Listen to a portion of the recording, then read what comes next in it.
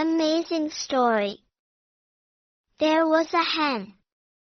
She had 2 chicks, Lalu and Peelu. Lalu was red.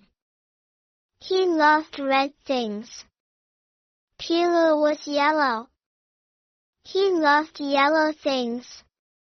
One day Lalu saw something on a plant.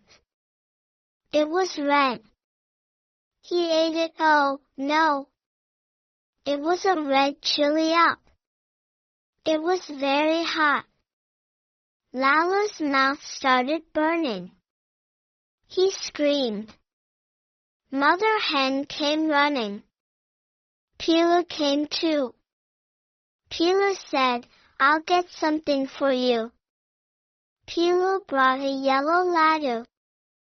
Lalu gobbled up the Lalu. His mouth stopped burning Mother hen and Lalu kissed Peelu.